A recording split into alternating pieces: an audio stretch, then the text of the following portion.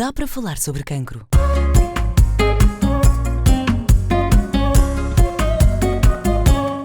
Olá a todos, este é o quinto episódio do podcast A Acreditar. Dá para falar sobre cancro e chama-se O Cancro do Meu Filho Mudou Tudo, os desafios na vida laboral. Setembro é o mês internacional de sensibilização para o cancro pediátrico. O Cancro do Meu Filho Mudou Tudo é o mote da campanha da Acreditar. Neste setembro dourado, como chamamos este mês por ser esta a cor do cancro pediátrico, vamos falar de perda de rendimentos e discriminação laboral, duas mudanças que ocorrem com o diagnóstico de cancro de um filho. À conversa vão estar o Pedro Coutrinho, pai da Rita, diagnosticada com leucemia quando tinha 2 anos, e a Jéssica Arias, psicóloga e responsável pelo acompanhamento às famílias da Acreditar na região sul. Eu sou a Susana Bicho e trabalho na comunicação da Acreditar. Olá aos dois e muito obrigada por estarem aqui. Jéssica, eu começaria por ti. Quando uma criança ou jovem tem um diagnóstico de cancro, quais os impactos mais imediatos sentidos na família? Olá aos dois. De facto, a vivência da doença oncológica tem um grande impacto, não só na criança e jovem que é diagnosticado, mas também na sua família como um todo. E as dificuldades e alterações que as famílias enfrentam são diversas, a começar pela questão da segurança, da continuidade da vida, não é? Dada a gravidade da doença, mas também a complexidade dos tratamentos, a estabilidade emocional, muito associada também à imprevisibilidade, da própria doença, os efeitos dos tratamentos que são muito, por vezes são muito duros e, portanto, toda esta instabilidade. A logística dos dias, quando há questões de hospitalizações prolongadas, idas recorrentes ao hospital, para situações de famílias em que têm que deixar as suas casas para estar próximo dos hospitais de referência, dos centros de referência, para fazer tratamento, verifica-se também que estas exigências são acrescidas, porque estão longe das suas casas, das suas famílias, da sua rede de suporte.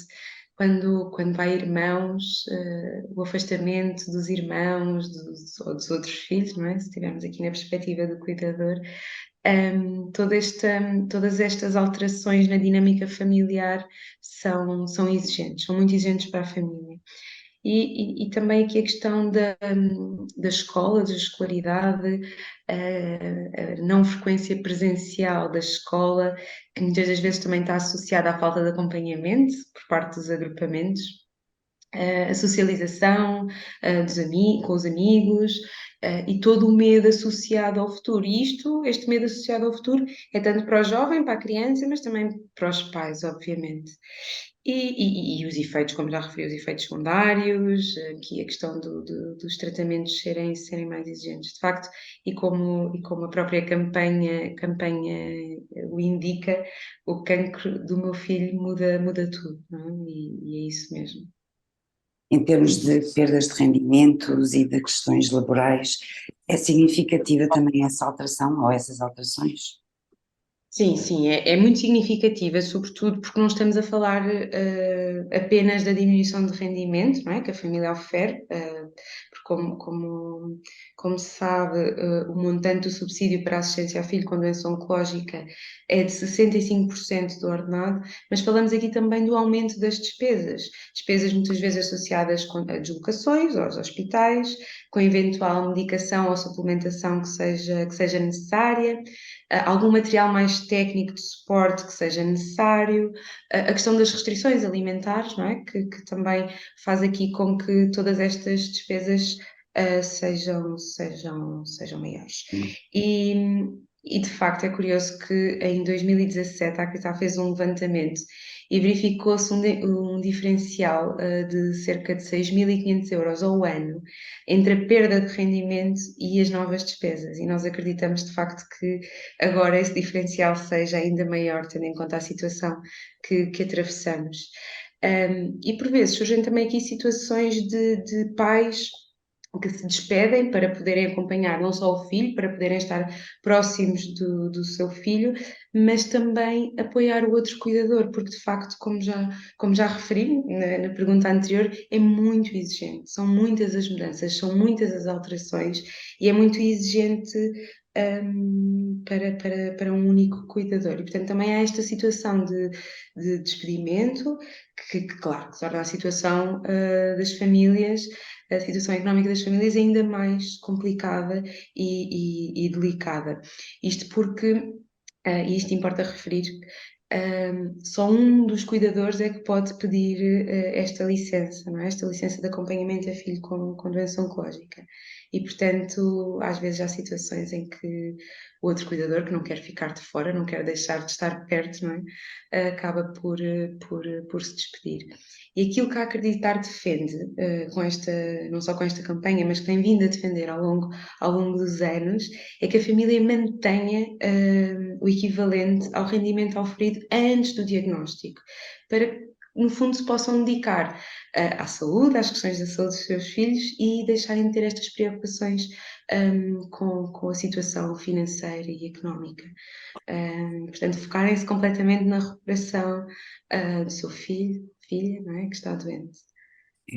E uma das coisas que também tenho falado há bastante tempo a acreditar é que esta licença, pelo menos em determinadas circunstâncias do tratamento ou da doença, seja dada pelo menos seja dada em simultâneo aos dois pais, que é uma das questões também aqui que traz alguma injustiça para esta situação. Pedro, consigo e a sua família durante os 2 anos de tratamento, como é que vocês fizeram? Olá, ambas. Obrigado pelo convite por estar aqui. É sempre um prazer ajudar de alguma forma a acreditar. Connosco, o que aconteceu foi o seguinte: portanto, quando tivemos a notícia do diagnóstico da leucemia da Rita, eu trabalhava por conta da outrem e a mãe da Rita trabalhava a recibos verdes. E depois, na altura, chegámos à conclusão que o mais viável, portanto, seria a mãe, portanto, iria deixar de trabalhar, não é? E deixar de receber o vencimento que tinha dos recibos verdes, e seria eu a pedir a baixa, uma vez que estava a trabalhar por conta de outra, e seria mais óbvio fazer dessa forma. E eu também quis acompanhar os tratamentos, portanto, no internamento, no hospital, inclusivamente ficava a dormir na casa a acreditar, enquanto também ficava a pernoitar no quarto com a Rita. E pronto, inicialmente foi dessa forma. Os primeiros meses devem ter sido quase 3 meses seguidos em que não fui trabalhar. Portanto, foi um início, pronto, algo complicado no internamento, até mesmo no dia em que era suposto vir a casa para descansar um fim de semana, e depois regressamos na segunda, portanto, isto ao fim já de um mês e tal. O regresso a casa, pronto, não correu como esperado, e estava com muitas dores e febres, e depois tivemos que voltar logo no dia a seguir para mais uma temporada de internamento. E pronto, durante estes 3 meses eu estive sem trabalhar, e depois, ao final de 2 meses e tal, a Rita saiu do hospital e começou a ficar na casa a acreditar. Então ficámos os três na casa a acreditar, a viver. E depois, ainda quando viemos para casa, portanto, para não deixar completamente, porque depois o regresso a casa depois também é outra realidade diferente, não é? Porque depois não temos ali a equipa médica e os enfermeiros a darem-nos apoio que depois estamos habituados. Ainda tivemos aqui uma temporada, se calhar uma semanita ou duas, em que eu já estava em casa, mas não fui logo trabalhar, até para dar apoio aqui. Eu não me recordo se os 3 meses foram completamente dedicados à baixa, porque pronto, há partes que depois uma pessoa, devido às circunstâncias, não fixa as coisas, mas eu sei que também tirei alguns dias de férias, uh, e pronto, ia conjugando assim. Depois daí para a frente, os internamentos já eram mais, não eram tão extensos e eram mais separados. Cada vez que eu fazia, que a Rita ia para um novo internamento, portanto, eu ia também sempre a acompanhar, tal como de início, e depois aí pedia baixa dos dias em que estava no internamento. Para além disso, cada vez que tinha tratamentos em hospital dia, Hum. eu também faltava ao trabalho nesse dia, mas aí já não colocava a parte da baixa, pronto, para não complicar as coisas, não colocava baixa e foi um acordo que fiz com a entidade patronal. Nesses dias eu faltava e depois fazia a restituição de horas em horas extras, trabalhar ao sábado, teletrabalho, por aí. Pronto. Eu não posso queixar porque nunca tive um impedimento de acompanhar a Rita e foi uma coisa que eu sempre quis acompanhar o máximo que pudesse. Sei que nem sempre é assim, ou por causa das circunstâncias do tipo de trabalho que as pessoas têm, ou da pessoa que está à frente das empresas não entender tanto, eu não posso queixar. Pronto, nesse aspecto acho, acho que correu bem.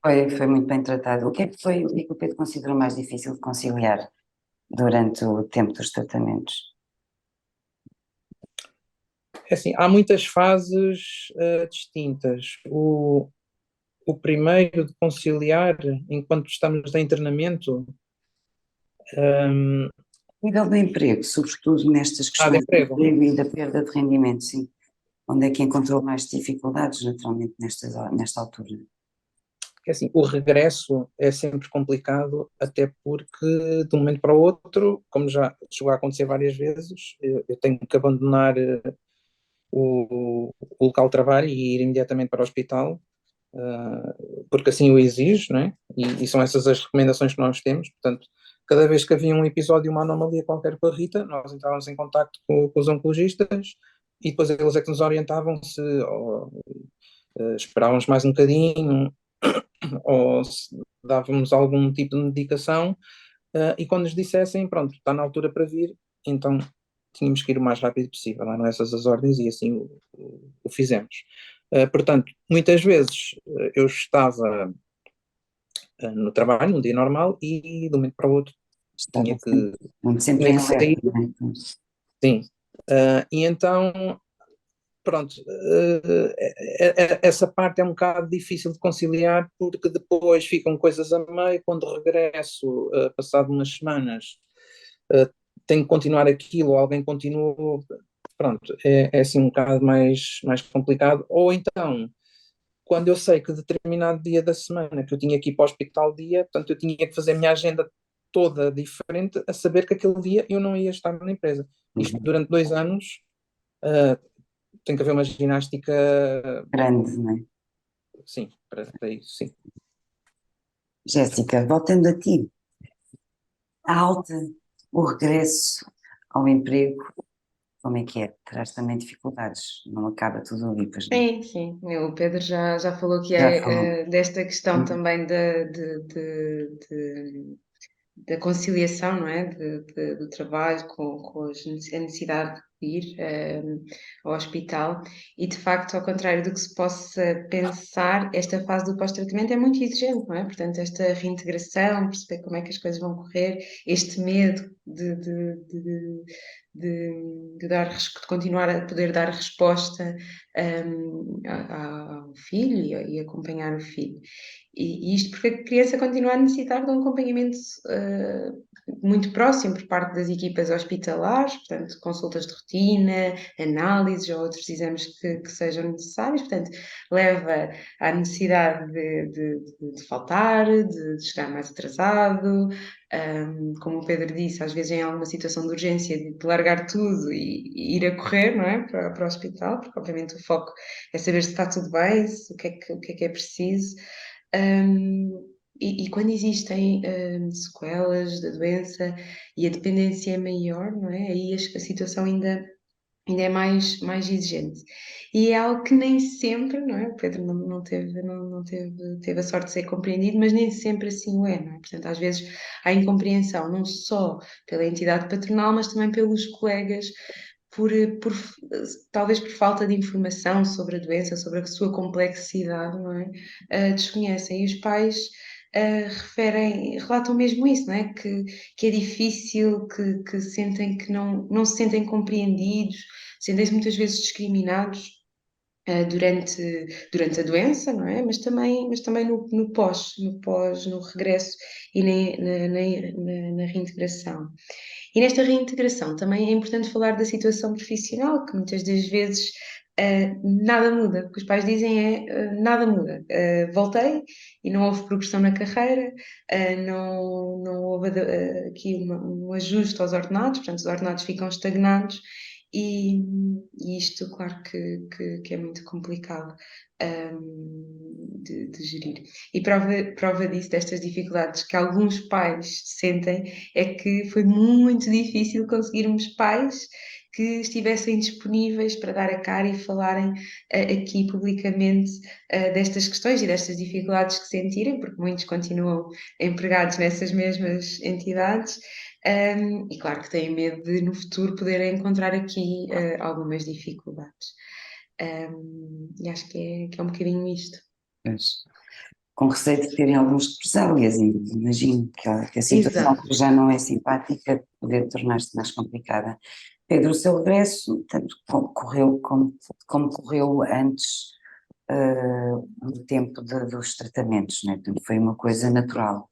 Portanto, o seu exemplo, para falarmos dele de uma forma mais, para acentuar essa ideia de que há coisas que correm bem, portanto, não se, para dar o exemplo para outros empregadores, Sim, para outras corre bem, empresas, sim, onde as sim. coisas correm bem, não é? Durante e no pós o regresso É na assim, por exemplo, eu trabalho numa empresa que não é muito grande, se calhar já lá estou há muitos anos, portanto também há uma cumplicidade e uma relação pessoal já há muito tempo e também de confiança, portanto também sabem que quando eu falto determinados dias, que depois não me vou aproveitar disso,